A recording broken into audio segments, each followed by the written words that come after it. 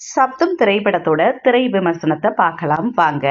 Actually கதை என்னன்னு பார்த்தீங்கன்னா, மூணாறு பகுதியில் இருக்கக்கூடிய மருத்துவ கல்லூரியில ஹாஸ்டல்ல மர்மமான முறையில 2 பயிற்சி மருத்துவர்கள் தற்கொலை பண்ணிக்கிறாங்க.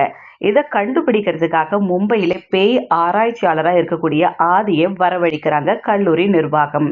ஒருவித சிறப்பு கருவி மூலமா ஆவிகளின் சப்தத்தை வைத்து கண்டுபிடிக்கும் வேலையை தொடங்குறாரு ஆதி. அப்பதான் அங்க பயிற்சி மருத்துவராய் இருக்கக்கூடிய லட்சுமி மேனனுக்கும் இந்த தற்கொலைக்கும் சம்பந்தம் இருக்கிறதா கண்டுபிடிக்கிறாரு ஆதி. இந்த சூழ்நிலையில பாருங்களேன், மூணாவதா இன்னொரு தற்கொலையும் அந்த இடத்துல நடக்குது. சோ ஏன் இந்த தற்கொலைகள் அடிக்கடி நடக்குது, அதுக்கு பின்னாடி இருக்கக்கூடிய காரணங்கள் என்ன, இதெல்லாம் கண்டுபிடிக்கிறாரு ஆதி. இதுதான் படத்தோட மீதி கதையும் கூட.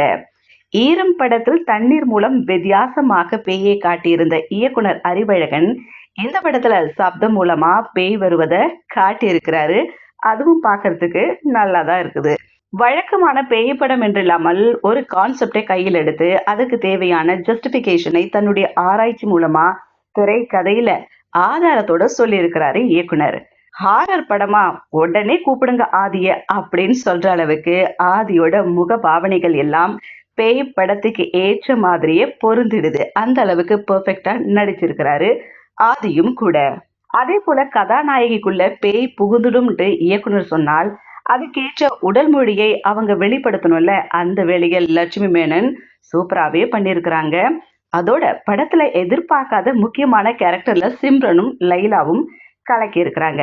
அப்புறம் பேய் படம் என்றாலே இசைக்கு முக்கியத்துவம் இருக்கும்ல. அதிலும் இந்த படத்துக்கு சப்தம் வேற பேர் வச்சிருக்கிறாங்களா, அதனால நிறைய சவுண்ட் எஃபெக்ட்ஸ் எல்லாம் தேவைப்படும்ல. அதுல மிரட்டி இருக்கிறாரு இசையமைப்பாளர் தமன்னே சொல்லலாம்.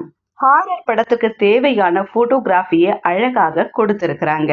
பேய் படம் என்றாலே பார்த்து பார்த்து சலிச்சு போன ரசிகர்களுக்கு புதிய அனுபவத்தை கொடுக்கணும்ட்டு சப்தம் மூலமா பேயை காண்பிச்சிருக்கிறது பிளஸ் பாயிண்ட்னே சொல்லலாம். அதே போல பேய் படம்னாலே லாஜிக் தேவையில்லைன்றதுக்காக பல காட்சிகளை மேஜிக்காவே இருக்கிறது ஒரு பெரிய மைனஸ்.